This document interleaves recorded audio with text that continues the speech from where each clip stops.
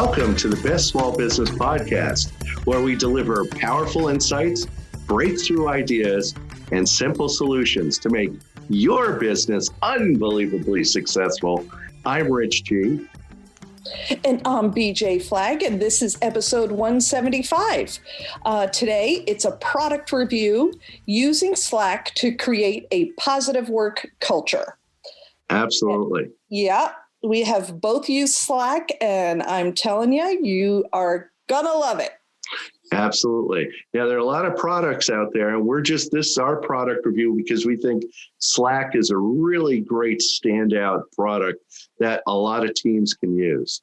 Yeah.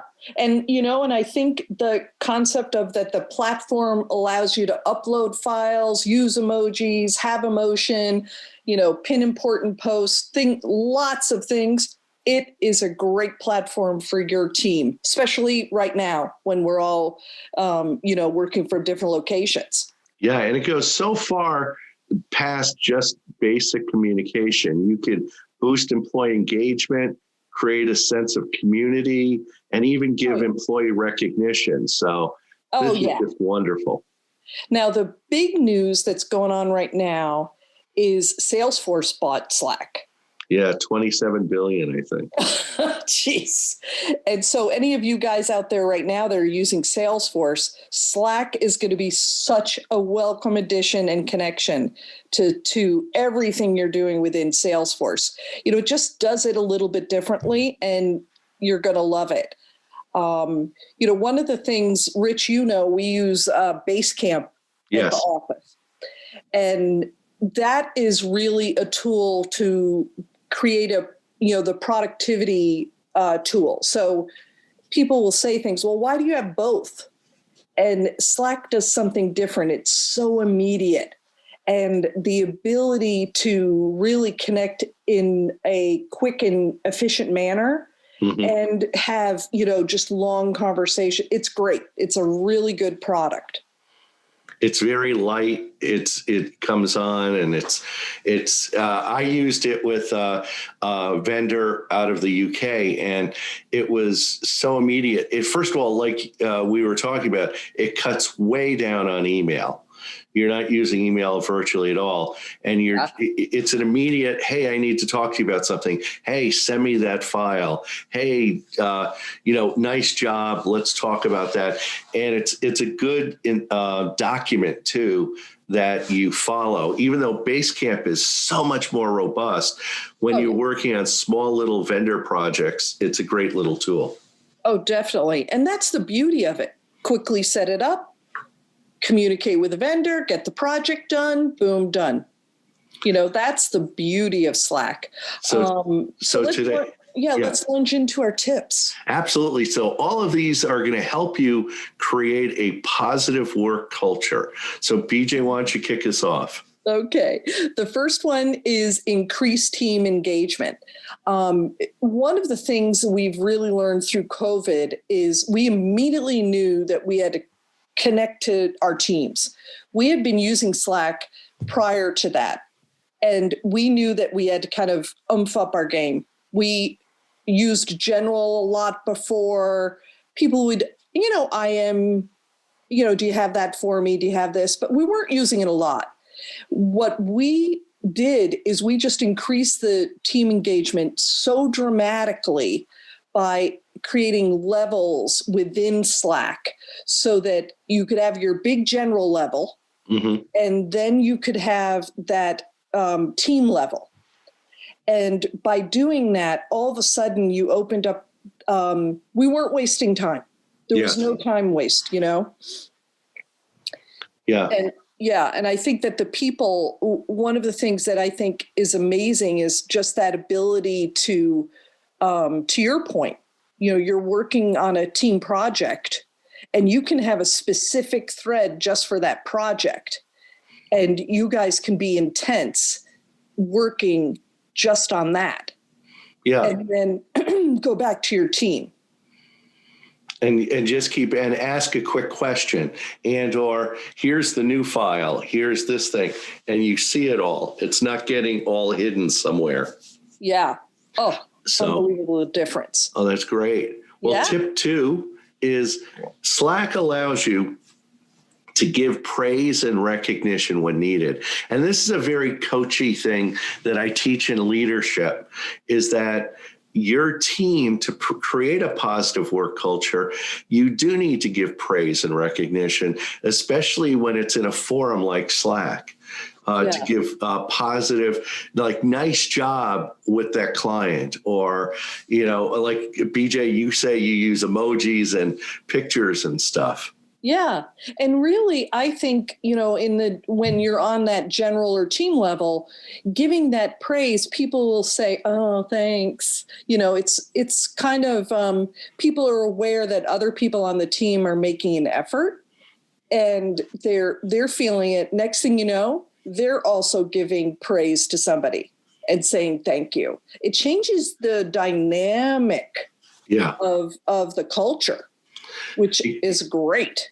Recognition is acknowledgement. Recognition is the main driver in management, and with your people, your team. That's what people look for, and it's so little done by management. People forget. They think, oh, they don't need a lollipop. Yeah, people need lollipops. Yeah. Now we're more about the chocolate chip cookie. There you go. Lollipops are good. Cool. Tip number 3 is you can speak individually to a team member who might need encouragement or concern. Here again, sometimes you get this feeling like, well, I'm going to write a large email to describe all the things that are concerning me. No. Skip the email, go to Slack and just say, hey, what's up? What's up? What's going on? My dog has to go to the vet. Everything's bad, and we're working on this project, and I want to do it, but I know I got to take her to the vet. Mm-hmm. Now, in an email, she might not get all that out. And for you as a manager to be able to say, oh my gosh, leave now. And quickly understand the situation, get that going, get the other team members going. It gives you a flexibility and elasticity that you don't have with just one email going over, hoping she looks at the email and the email's coming back. So it's much less stunted. Yeah. It's more immediate. It's more personal. It's like you said, email comes off as documented, where Slack is more of a conversation. Yeah, definitely. And I found that they're much more willing to reach out to me. Yeah. They're like, they'll say something like, hey, I need your brain for 2 seconds here. I'm working on this. Take a look at these graphics, and I'd really appreciate it. If I had to sift through emails and find that comment, mm-hmm. I could get back to him in about an hour and a half, maybe 2, especially with the Rich G, don't check your emails all the time thing. Mm-hmm. So this is quick. And I literally will take 30 seconds, look at the graphic. Oh, you're right. The ochre's wrong. Use green. Done. There's no time loss on a project, so it's super great. Tip 4 is create a tight community with your clients. That's the same kind of informal conversations you can have with your team can have with your clients. Mm-hmm. And that's so important. It makes them feel part of the team. And I understand it. And maybe, BJ, talk a little bit more between Basecamp and Slack, and how Slack's a little bit more informal. Yeah. And really, when you're thinking about Basecamp, you've got, say, a larger client, you've got many projects going on, there's a lot of components. Clients can go in there and find files that they needed from last year. There's so much documentation, things like that. It's a behemoth. It's big. Where, for a couple of our clients, we'll have a direct line to them that's a little more check your email, all the stuff came over. Hey, still haven't gotten that logo, please send. Very quick little blip, blip. And I've just kind of taken asked people, hey, do you have Slack? Hey, can we set up a thread? And it just gives you that ability to go, we're done. Everything's ready for your meeting. Made the last adjustment. Just for them to be able to look over there and see just that one little comment is priceless to them.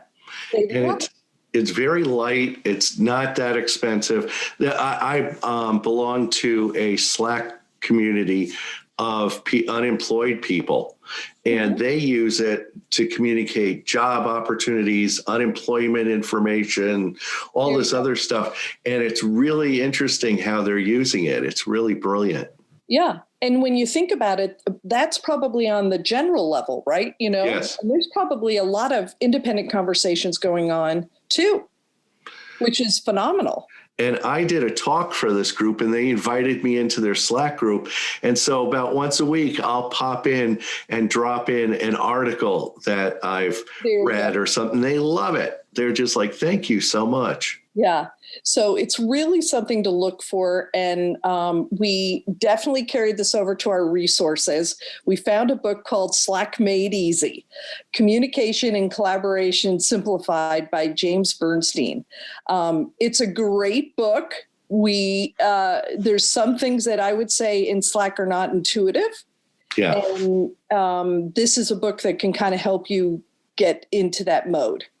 Yeah, it gives you the basic things. What is Slack? How to create an account, how to develop workspaces, how to message, how to edit. It's the basic. If you've never used it, this is a great book to get to not only get you into it, but actually using it effectively. Yeah. And, a lot of people, I love it because it's online. So I have it on my phone. I've got it everywhere. So they really try to promote the concept of, okay, how are you using it with all your team members and being able to be as, right with the people as you can. So you don't have to be a computer guru to use this. Cool. Yeah. So I think everybody should get out there and get it. Yeah, just play with it at the very least. If you've never used it, get out there, play with it. You might find it's the perfect tool for your team. Yeah, definitely. And that's it for today. Thank you to our producer and editor, Richard Scalzo, who makes everything happen. We'll speak to you next Tuesday and have an unbelievable week. Catch you later.